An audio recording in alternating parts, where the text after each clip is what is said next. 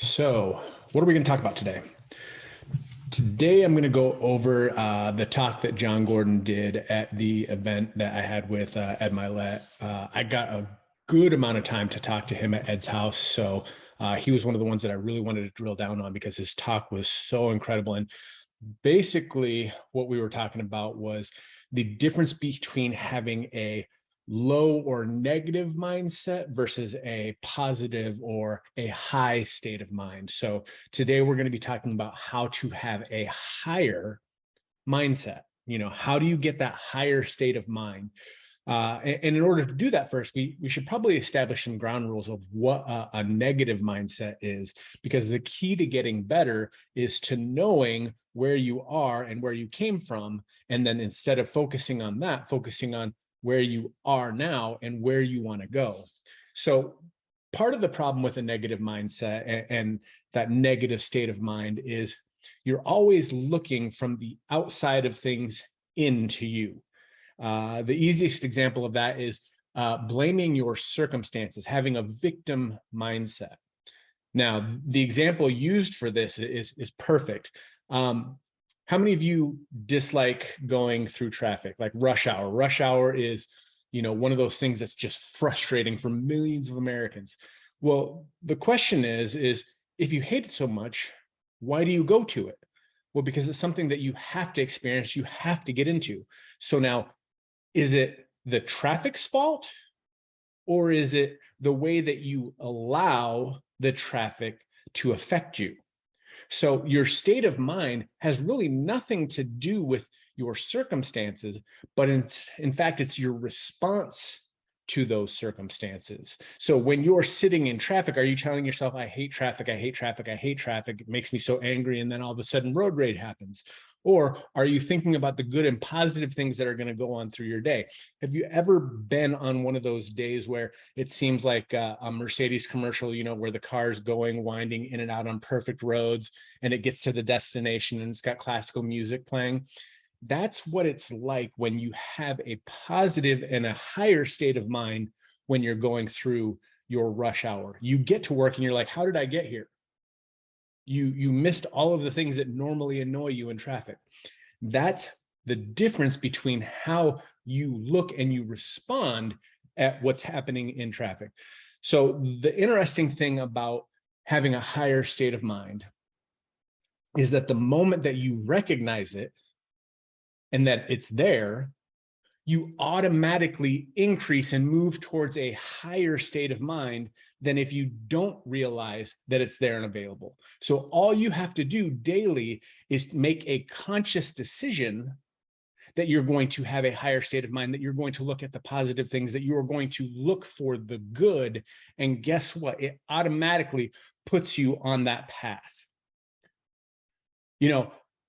The problem with having negative things happen to you is you think that it impacts you far worse during the moment than it actually does when you stretch it out over the history of your life. So the thing that you need to understand when you're in those low moments is that there's nothing wrong with you or that moment. It's a part of the human experience. The thing is that you need to make sure that you press through it and don't stay there and wallow in the self-pity and the negativeness of that low point. God brings you from the valley to the mountaintop, but you also go from the mountaintop back down to the valley. It's not mountaintop experiences your entire life. So now that you know that you're going to be down in the valley and you're going to have those low points because it's a part of your human experience, stick through it, pray through it, and know that you will get out on the other side. He said, the thing about your mental and your mindset is it is a spiritual condition. It is a place of consciousness from inside of you. He said, think about it this way. If you had a choice, would you rather have a positive experience or a negative experience? So when something is bad being said about you in your own mind, is that something that you consciously choose, or is it your subconscious telling you stuff? Because I don't believe anybody would consciously tell themselves bad things about themselves. It's something that's programmed. And the thing is you have to reprogram that. So you are in a battle for your mind. And there's 5 Ds that go along with that. And these are the things that you have to be aware of. And now that you're aware of it, you're going to have the ability to move closer to your highest mindset. And the first D is doubt. Everything starts with a seed of doubt. When you got into this business, you got into it because you were excited. You knew it had the potential to change your life. You knew what you were going to do. But then all of a sudden, a seed of doubt gets in, and all of a sudden you start feeling like you're not enough, you're not worthy, and you may not be able to do it. The next D, so D number 2, is distortion. The distortion of the truth is what causes you to think that you can't do things, because the devil tries to tell you lies to distract you from your purpose. And number 3 is discourage. We give up, not because we're tired, not because we don't think we can do it. It's because we get discouraged from maybe too little results and not enough results versus having the results. See, if you have little results along the way, you are able to go through and climb higher mountains and go through bigger valleys because of the fact that you're seeing some sort of progress. But in those times when you're seeing little progress and things don't seem to be working in the way that you want them to, that's when discouragement takes place. And that's what knocks 80% of people out of the game, because they get discouraged. So don't allow that to happen to you. Number 4 is distraction. Distraction is the enemy's greatest ploy for you, because what is the enemy of good? Great. What is the enemy of better? Best. And what does that mean? That means when you are trying to accomplish something, you may get distracted because of the fact that you are going to a specific route, and then you get to a certain level and you get distracted and complacent with where you're at, as opposed to staying focused and pushing and growing beyond. So the enemy of the enemy of great is good. Because what happens is you settle at good when God designed you to be great. The 5th one is divide. Now, the root word in Greek of divide is the root word of division.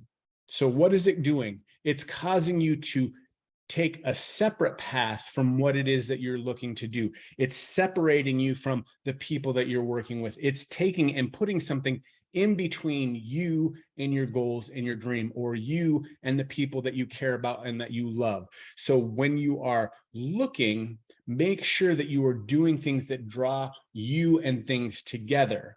Now, I know we talked about 5 Ds, but there's a 6th point that goes with that. If all of those 5 things are wrapped up in your mind, what it ends up to is a 6th one. And that 6th D is a combination of the first 5, and that is destruction. If you allow those things to take root in your mind and to take root into your habits and to take root in your lifestyle, it will ultimately bring you down a path of distraction or destruction. Now, we've gone through 6 that were kind of negative, but there's a 7th D.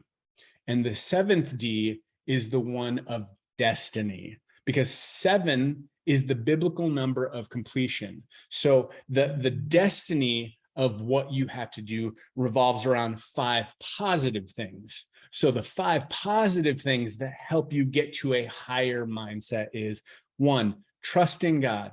Know that He has a plan set out for you. When you have that trust in God, you know that there's a higher purpose, a higher calling, and you know that when things come against you, they're coming against you for a reason, because you have that higher calling. 2, speak truth to your life.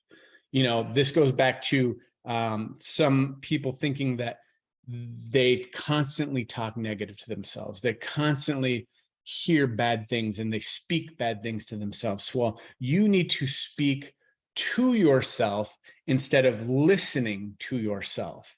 This is how you overcome those voices in your head, those subconscious negative thoughts that somebody planted in you somewhere along the line. So you need to speak out against your negative mindset instead of listening to the voice inside your head. Verbally speak out against the things that you want to change in your life. Number 3, encourage. The word encouragement means to put courage in. So how do you build yourself up? How do you have another mindset, a higher mindset? Is by encouraging others. If you take a moment each day to encourage one person, it will pay huge dividends in how you not only feel about yourself, but how you are seen and perceived by others. So be an encourager of others. Put courage into other people and watch how your courage naturally grows. Number 4, focus on what matters most. You know, we talk about the 80-20 rule all the time. 80% of what happens produces 20% results, and the 20% of important people are the ones that are responsible for 80% of the results. So you need to find out what that 20% is that matters the most, that creates the 80% of the results that you're looking for. So spend some time today analyzing not only your relationships, but the things that you're doing in your work, the how of what you're doing in your work, and find out what is creating the results, and spend 80% of your time on that, because it will create more results for you down the road. Number 5, unite. You know, where there's division, there's also unity. And that's kind of where we're at in the world right now. If you know, and you pay attention, there's so much divisiveness, there's so much division going on. So what do we do to combat that? We create unity. How do you create unity? Well, you go out and you unite people through love. Because the main reason for division is the number one thing is fear. Fear from all areas of life come in and cause people to divide and go in separate camps. But if we know one thing, love conquers all fear. So if you go out and do things in love to unite and bring people together, you will have a stronger and higher thought process and a higher mindset and a higher ability to achieve the things that you want when you work to bring people together. And the last thing is there's 3 C's. And the thing is connection. Goes back to unit. If you can unite people in a connection way and connect people together, it will lead to clarity. When people have clarity, it gives them confidence. And when people have confidence, they will have courage to go out and do things they otherwise wouldn't. So today, work on your connections. Who can you connect with today, and provide some clarity to what you're doing and where you're going? And when you have that clarity, you can bring in confidence to those around you. That's the great part about being a leader. You provide the confidence for the people that you are working with, and that gives them the ability to follow you where you are going. And then when you instill confidence in people, it builds the courage up in them to go out and do things. So the question that I have for you today is, what is the distraction or the dividing thing that you can look at and remove that will help you have an amazing 2023? You know, we're in the last 2 months of the year, so it's time to start reviewing what happened this year and see what you can do to have a bigger, larger, greater impact next year. So what is the thing that's going to divide, and what is the thing that's going to distract you from having that amazing year next year? Take time to look at it and see how you can change that and move into 2023. And if you do that now, watch how you finish out this year strong. Guys, take time to get these notes down, use them and implement them this week. Go out and change somebody's life. Make it an amazing week, and I hope your day is as awesome as you are. See you.